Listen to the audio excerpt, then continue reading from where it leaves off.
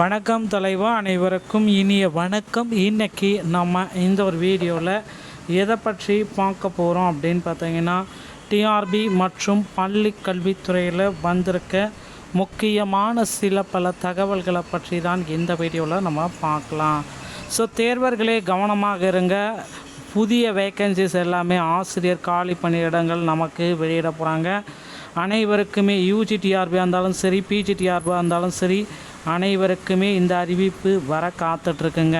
திமுக ஆட்சியில் தனியார் பள்ளிகள் அங்கீகாரத்திற்கு 300 கோடி லஞ்சம் அப்படின்றத தற்சமயம் பார்த்திங்கன்னா வெளிச்சம் போட்டு காட்டியிருக்காங்க. பள்ளி கல்வித்துறையில் இந்த தகவல்கள் பெரும் பரபரப்பை ஏற்படுத்தி இருக்கிறதுங்க. அரசு பள்ளிகளில் ஆசிரியர் காலி பணியிடங்கள் யூஜிடிஆர்பி மற்றும் பிஜிடிஆர்பியோடைய ஆசிரியர் காலி பணியிடங்கள் அப்படின்றத நமக்கு வெளிச்சம் போட்டு காட்டிகிட்ருக்காங்க. 18,107 ஆசிரியர் காலி பணியிடங்கள்.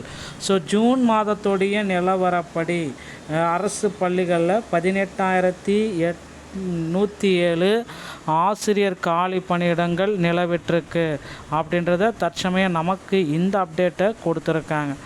மேலும் பார்த்திங்கன்னா, அரசு பள்ளிகளில் சில முக்கியமான கல்வி என்பது ஏட்டு சுரைக்காய் மட்டுமல்ல, அது ஒரு மனிதனை பண்படுத்துகிற, சிந்திக்க வைக்கிற ஒரு உன்னத கருவி. அத்தகைய கல்வியை மாணவர்களுக்கு பாலமாக ஆசிரியர்கள் வெறும் பாட புத்தகத்தை தாண்டி ஒழுக்கம், சமூக ஆளுமை திறன் மற்றும் மாணவர்களிடம் விதைக்கும் ஆசிரியர் பணி தான் இது அப்படின்னு சொல்கிறாங்க. ஆசிரியர் பணி இதெல்லாமே ஆசிரியர்களுடைய இடத்துல அப்படி இருக்கும் பொழுது ஆசிரியர் காலி பணியிடங்கள் கிட்டத்தட்ட 18,107 ஆசிரியர் காலி பணியிடங்கள் தமிழகத்தில் நிலவுது. இதை பார்த்திங்கன்னா உடனடியாக கொடுக்கணும் அப்படின்றாங்க. அப்படி இருக்கும் ஆசிரியர் காலி பணியிடங்கள் அரசு பள்ளிக்கூடங்களில் தொடர்ந்து நீடித்து வருவதை பார்க்க முடிகிறது.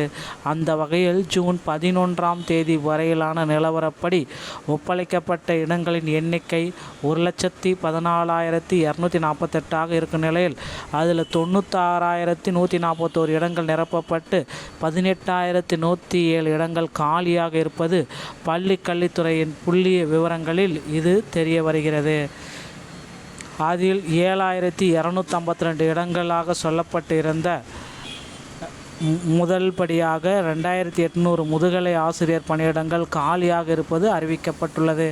மேலும் ஒரு பள்ளியை வழிநடத்தக்கூடிய தலைமை ஆசிரியர் காலி பணியிடங்கள் 1,214 வேக்கன்சிஸ் அப்படின்றத தற்சமயம் வெளியிட்டிருக்காங்க. ஸோ கவனம் செலுத்த வேண்டும். குறிப்பிட்ட பாடத்திற்கு ஆசிரியர்கள் இல்லாத பொழுது மாணவர்கள் அந்த பாடத்தின் அடிப்படை தத்துவங்களை புரிந்து கொள்ள முடியாமல் திணறுவார்கள்.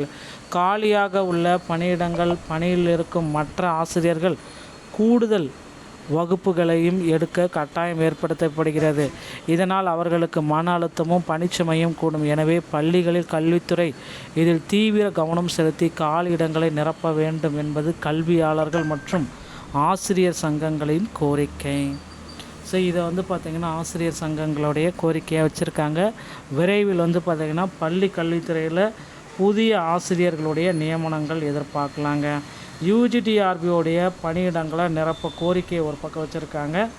போராட்டங்களும் அங்கங்கே நடத்தப்பட்டு வருகிறது. குறிப்பிடத்தக்க ஒரு விஷயம், பள்ளி கல்வித்துறையில் டெட்டில் பாஸ் மார்க் 60, அனைவருக்குமே 60 மார்க் எடுத்தால் பாஸ் என்ற அறிவிப்பை விரைவில் நீதிமன்ற தீர்ப்பு இந்த வாரம் வெள்ளிக்கிழமைக்குள்ளார வழங்க இருக்காங்க. அதுவும் இந்த மந்த்து இறுதிக்குள்ளார தீர்ப்பு வந்துவிடும்.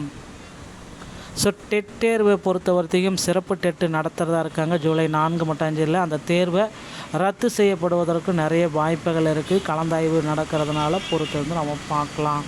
அடுத்து பள்ளி கல்வித்துறையில்